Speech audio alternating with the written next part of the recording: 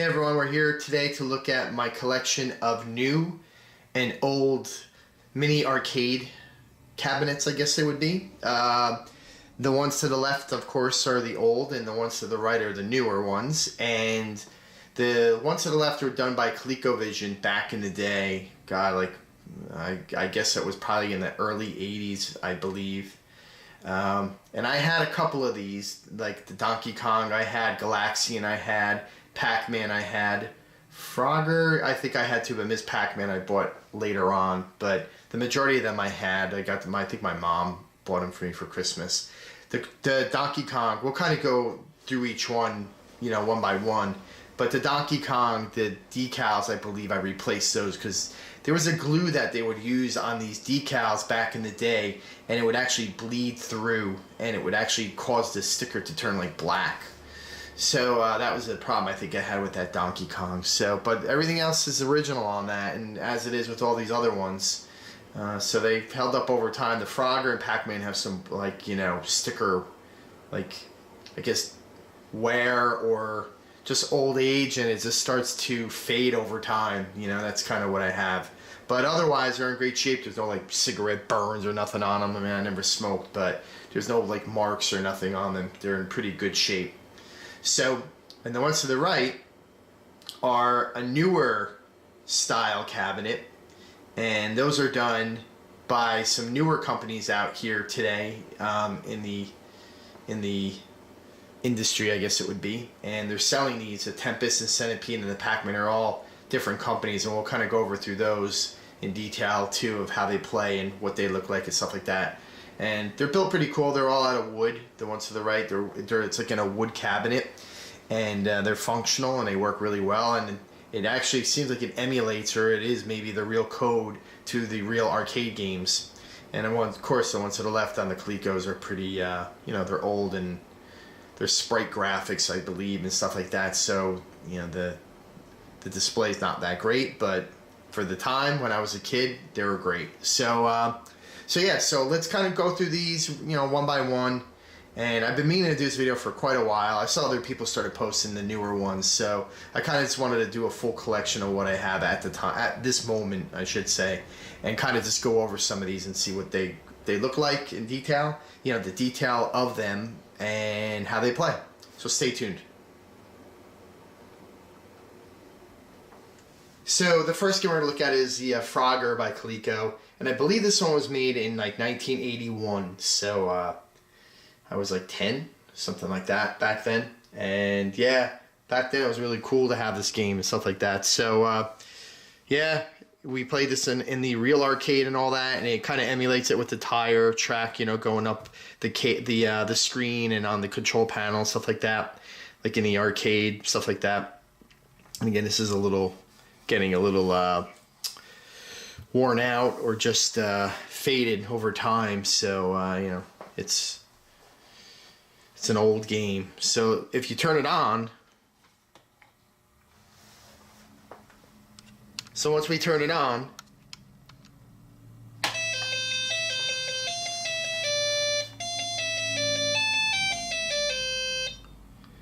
you know, so that's the graphics back in 1981. So yeah, we thought they were pretty good back then. But you know, gameplay is kind of like Frogger when you play it in, you know, in the arcade.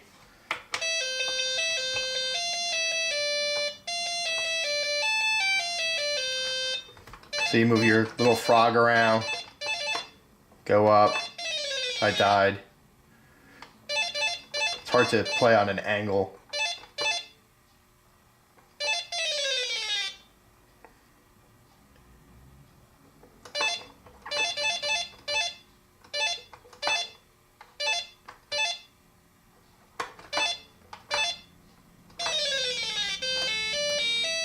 But that's the gameplay back then. But yeah, it was cool for the time. Really nice, like the way it was done by Coleco. And I guess they got the rights by Sega to make this game, so that's what they did. So let's zoom out a little bit and take a look just around, just at the graphics again on it. So, you know, again, you got the tire mark. You got like the little frog prints on there. So if we scroll down to the control panel here, you know, again, it's the same thing with the tire tracks, stuff like that. Then if we look at the side of the cabinet, so the side of the cabinet has a side art, like on the cabinet, Frogger. There's artwork on the top of the cabinet as well. So that was what you got back in 1981. So it was good for its time. So let's move on to the next game. So the next game we have is Galaxian. Again, by Midway. This one was made by, if you could tell, like on the side art, I'll kind of zoom in on it in a little bit. This has that glue staining like I kind of told you about back in the day. The glue they used on these, I guess, started to come through over time. But let's just take a quick look at like how it looks, you know, display wise. Let's zoom in on that. So they have your little ships and all that.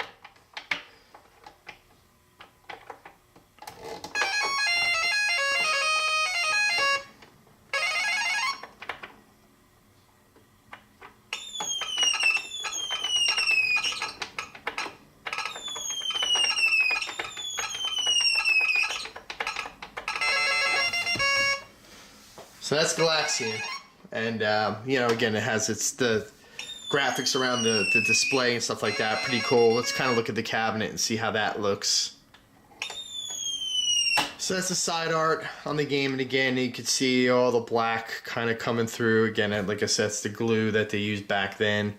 Decal on the top. The control panel, you know, that's actually in pretty good shape. The whole thing's in good shape. It's just like, again, like the glue is starting to come through. So, but yeah, it's in really good shape for its age, stuff like that. So happy to have it. And let's move on to the next game. So the next game we're gonna look at is Pac-Man. Again, the control panel is a little faded on this one, but decals on everything else look pretty good. None of that glue that I was kind of talking about coming through. Sides look really nice.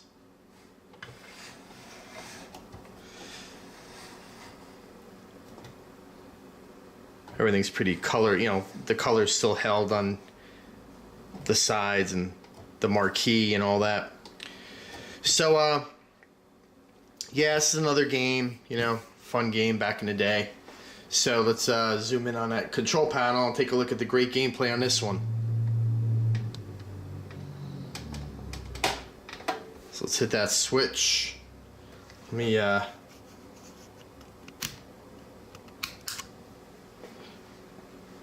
get a better view.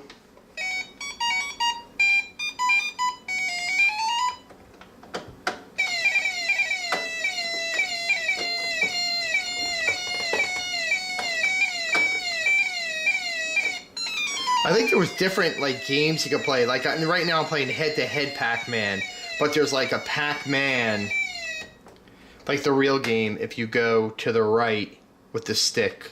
So I think there's like 3 different games in this. Again, I haven't played these things in God knows how long. So your Pac-Man doesn't move directions, it just kind of goes in one direction there. So now I guess I could eat the ghosts.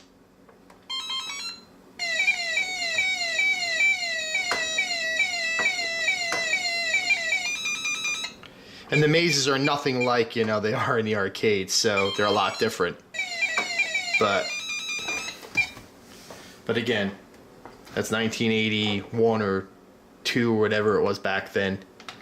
So another one, you know, another cool game. So let's zoom out one more time, take one more look at it, because the newer one is a lot better than this one. So this is Pac-Man. So let's move on to the next one, Ms. Pac-Man. So this is another one that was out during that era. I want to say they put out like 5 or 6. I think I have them all. I don't think that I'm missing any of these. I'm just surprised they all work. Because I take the batteries out of them too, so the batteries don't explode inside of them. That's a huge issue, you know, with these games. You leave the batteries in them and they blow up like your pinball machines. Get acid all in them and then they don't work no more. So I take the batteries out. I just have them on a shelf in my game room right now. I have my newer ones up in my office.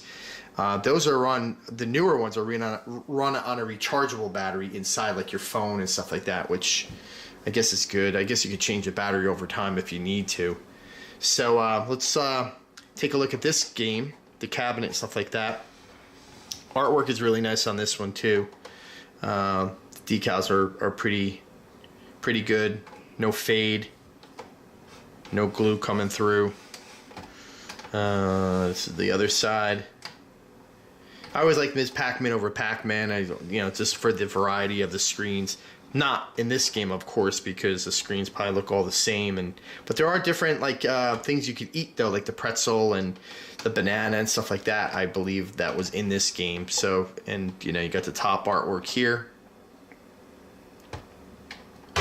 So you have the marquee, and let's take a look at the screen and take a look at the gameplay and see how great it was. Okay, so let's go and turn it on. I think there's only one game, and there was, you had the demo if you hit the stick up here, and then you had head-to-head Pac-Man, Ms. Pac-Man, if you hit this down. So let's, Ms. Pac-Man to the left.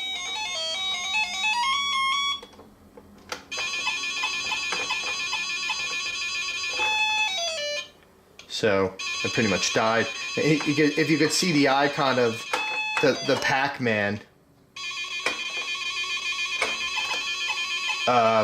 she has like a little bow in her hair too, so you see, you can look at the top left hand side, there's a cherry. Yeah, I kind of remember playing these when I was a kid. They were kind of hard to control. Like the sticks in them weren't that great.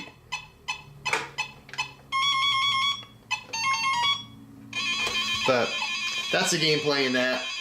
You get the gist. So let's take one more look at the cabinet.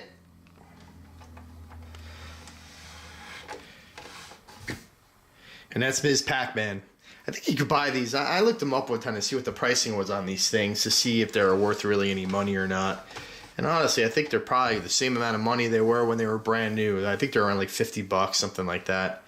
I'm not really sure, but yeah, if you want to buy these, I guess you still can. I don't know if anybody has like refurbished them or stuff like that, or duplicated these stickers and all that, maybe. So, but it's worth a look if you want to get one. So let's move on to the last one of the oldies, and then we'll go on to the new ones. Okay, so here we are with Donkey Kong, Coleco's version of the mini cabinet, Donkey Kong. I think this came out in '81 as like Frogger. Frogger, I think, came out in '81. Pac-Man, I believe, did too. But on this one, the stickers, I replaced the stickers on this one because the stickers were getting that black glue that I showed from Galaxian, like through them very hard, and the stuff was starting to peel off. And I just felt, I'll just replace the decals. So somebody actually made repros of this, which actually look really good. But the screen, I guess, bezel, I guess that would be, or marquee around the screen, all that's still legit. That's normal. That's what it was when I bought the game, or my mom bought the game when I was like 10 or 11 years old. And it held up well over time. The paint on the case isn't scratched, or nothing's broken or cracked.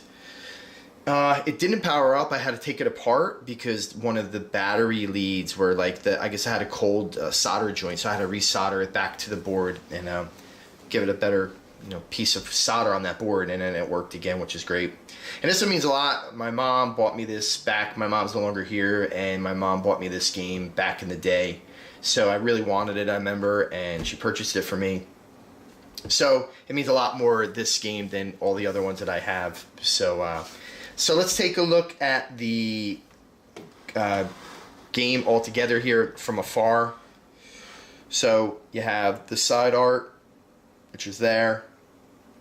Then you got the top art. Well, I'll kind of show that. I'll kind of tip it frontwards. Back, there's nothing on it. Side art again is on this side. And then you got your, your control panel here with the joystick and stuff like that. And again, you got your screen, and then you got your top art here, which is cool. So it has all the artwork on it. And let's now take a look at some gameplay on it. It's not that exciting, the gameplay, as all the other ones are, but again, for however long ago that was, 30 something years ago, it's I guess it was good for its time. So let's take a look. Okay, so we're gonna power it on the game. So now it comes on, which is great. These all run on C batteries, 4C batteries. I think at the time you could buy an AC adapter. I guess you still can if you could find what could fit in there, and the voltage and all that kind of stuff. You're probably gonna get a little screen, like the shake on the screen that you're gonna see in the video. It's not like that in real life. But we'll play a quick game. Again, I'm on an angle, so it's a little weird.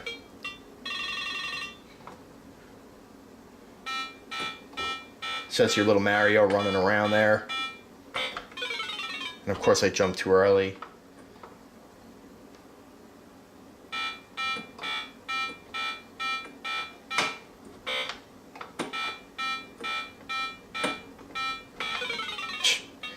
Button, of course, either I didn't push it or I just suck, one or the other. Yep, jumped too early. So that's the deal. But you could tell by the best graphics here, the sprites and stuff like that on the screen and all that kind of stuff. And I believe what they use to make the colors is overlays on the screen. I don't believe that's actual programmed into there. I believe kind of everything is blue, and they kind of put these overlays on different things. Maybe there were 2 colors they used, but then they put an overlay for a 3rd color or something like that. Because if you look on it on an angle, you could kind of see the difference. So let's take a quick look at the cabinet close up, and then we'll go on to the next game. It's a side art again on the one side.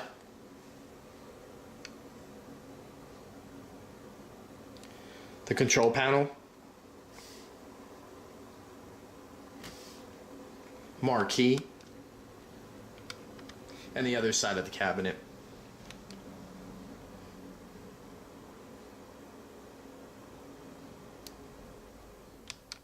Okay, so the next game that we're going to look at now is Tempest. And this is, part of the new group of games that are out there now.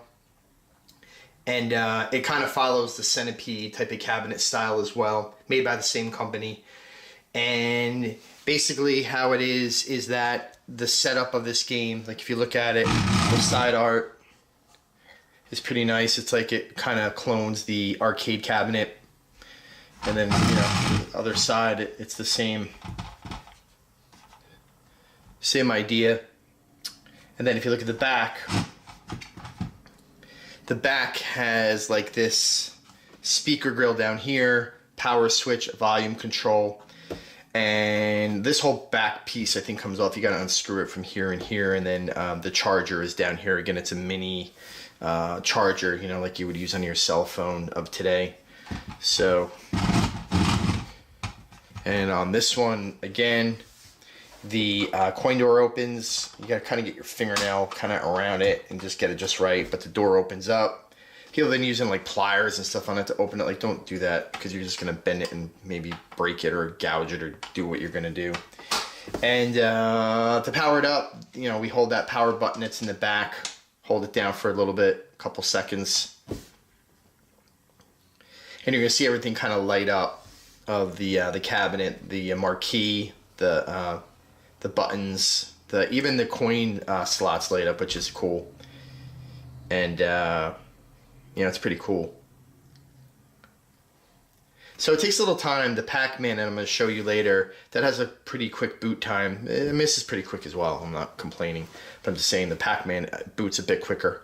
So this game, again, the marquee lights up, and it's the same gameplay as the arcade. So again, as I think I might have said it before, I don't know, I doubt this is a clone. I think this is actually actual programming that they use in the real arcade game of Tempest.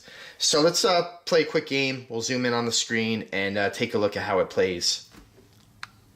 Alright, so let's start a game. We're going to push this first player button here.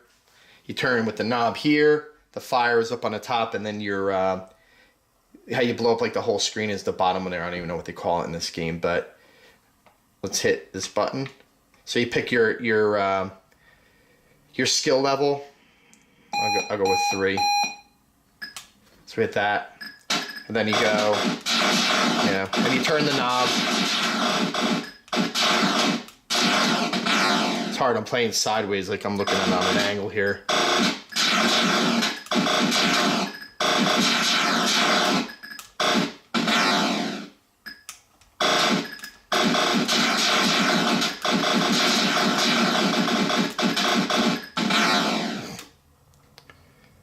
So you get the gist. It's a lot better than the Coleco games of past, but we got to look at the times of what it is today to what it is then. So let's take one more look at the cabinet, and then we'll move on to the next game. So again, with the screen on and everything powered up and stuff like that, that's the front light and marquee. Nice bezel, control panel here, coin door, side art, as we saw before. The back with the speaker, volume control is here. And I think they fixed that problem with the battery draining in this one as they did in Centipede. In Centipede, there was like an update you had to do to it to fix that issue. And again, it's the front. They also give you a replaceable knob too, in case, I guess, if you wear it out or do whatever, there's another one in the box. So that's that. So that's Tempest. So yeah, let's move on to the next game. Okay, so let's move on to the next game, and that's going to be Centipede. And again, this is made by the New Wave Toy Company. And it's the same as the Tempest, the setup and all that kind of stuff of how it's set up and the looks and all that. It's got the marquee up here, the control panel. It's got a little mini trackball, which is really cool. And again, it's got the Atari, like the old school type of start buttons. There's a name for those, but it's like a bit, they kind of come to like a point on the top, like a bit of a tripod look. And it's got the fire button over here. So if we turn it around this way and look at the side panel here, again, it's like, I guess these were like painted and before they were like put together. So all these pieces came back. I don't know if that's silk screen or however it is, but that's pretty much what it is. So it's not a decal. It's actually like silk screened or painted onto that wood. Same on this side. Same type of design. This is the back, and on the back you have your power button up here, your volume control, your charge down here. And then with this game too, there was a problem when it came out originally. I guess like the battery would drain really quick on it, so they issued a firmware update that you email them and they send you a cable, and they basically send you this software pack, like a link online. You download it. You got to take this whole back off. You take this back off, and there's a motherboard in there. You take off the connector, I think, to the trackball. You plug this cable into it, and then you do the firmware update through the software. So basically, then you update it to whatever. So hopefully the battery doesn't drain after that when it's turned off. So I guess it kept thinking it was turned on. I'm not sure of why the battery would drain when it was turned off, but that was kind of the fix, I think. So, but it also has the same thing with this too, with the coin door. You kind of grab it and you pull it, if I can get it, so the little door opens up underneath. And people were trying to open these with pliers and stuff like that. I mean, if it doesn't open, I wouldn't force it open. Or you got to grab it at a certain point. You got to get like your fingernail in there and kind of pull on it. There's a little notch, I think, in this little like key thing here or something. So that's that. So let's take a look at the gameplay on it. Power button again is on top. You hold it down. So, the little lights all come on. The little coin door lights come on, which is a cool little, feature. Nice little detail on this. So it's, the Pac-Man, that updates or turns on instantly compared to these games. These games take a little time for them to actually turn on and click on. So that's the screen. So let's zoom in a little bit and get a little gameplay. Okay, so I'm hoping my finger doesn't really get in the way, but it's got the 1 and 2 player buttons. We're gonna hit the 1 player. And we're gonna start, and you know, you see your little guy moving at the bottom here. Again, it's hard for me to kind of do it sideways here, but you hold the button down. And the trackball is very sensitive. It's actually, for the size of this trackball, it's not the best playing situation, but it's not bad. It's not, you know what I mean? It could be better, I guess, if it was bigger. But you know, you get what you get with this game, I guess, with the size of everything. So.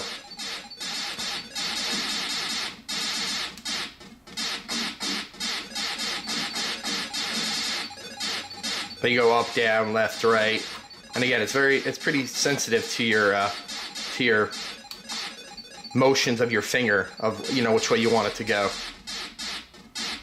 And actually, a little trick or a tidbit of this game, this centipede and maybe millipede too, was designed by a woman from Atari back in the day. So a lot of people say, like, a lot of girls like this game instead of guys. I don't know if that has anything to do with that, but yeah, I guess Atari was mostly men designing games, and I forgot her name, but she actually designed this game, which is a cool game. A lot of people like this game. It's just the artwork and everything. Here's a video I did of this game. Let's zoom out and just take a look, one more look at the cabinet. It's all the artwork of the Atari cartridges, boxes, and stuff like that.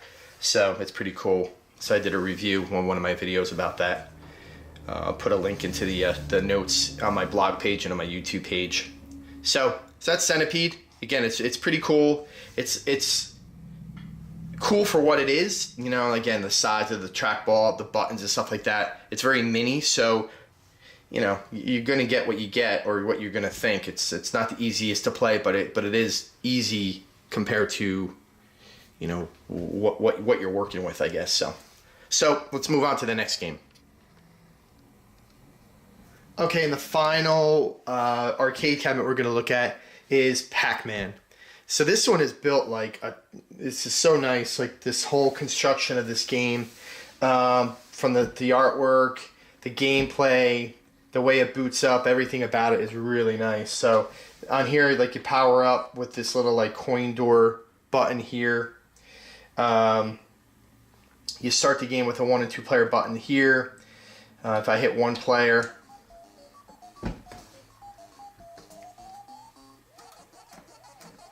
so let's zoom in on the gameplay and see how that looks.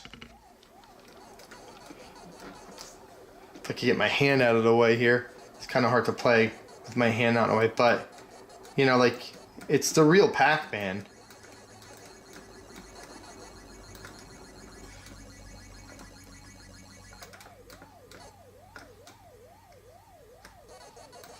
And it really plays like nice. The stick is nice. Everything about the quality of this cabinet is pretty good. You don't want to like really yank on a lot, but between the gameplay, the artwork on the cabinet itself, everything about it, it's really nice. Like the way it's constructed. The power button. We're gonna look at the aesthetics of the game after this. Just you could eat the.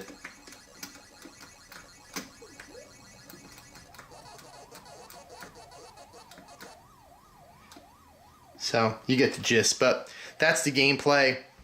It's not as, what do you call it, stretched out that you're seeing it, because I think you're kind of on an angle of what the video is showing the camera. But yeah, it plays really good. So let's take a look at the cabinet and just look at the artwork. Okay, so this is the front. You know, the marquee is lit up. Like, if we turn this light off here on the camera and look at it.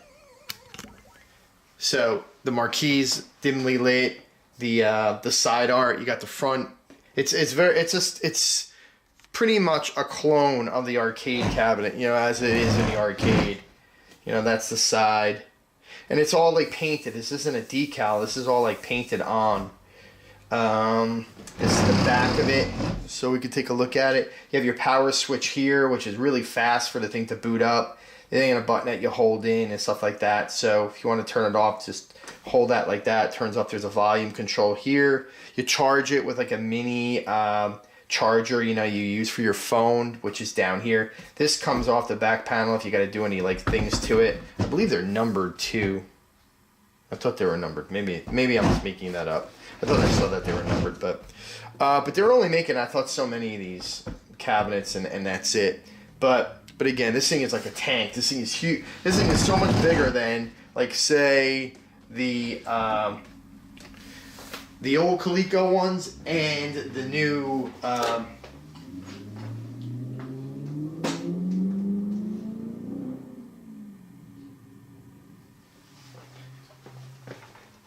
new wave toy ones. So that's the comparison of the three put together.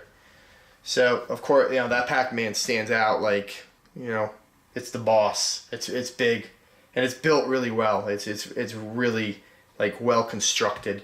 So so that's it. So that's the comparison of all the games. I kind of wanted to do a video of it one time and just kind of show everything of just the cabinets that I had and these newer ones that are coming out. I thought it was kind of related to pinball in some way. You know, it's arcade, so it's not for everybody, but they're cool to look at. They're, you know, especially when you grew up with these games back as in your childhood and stuff like that, like I did.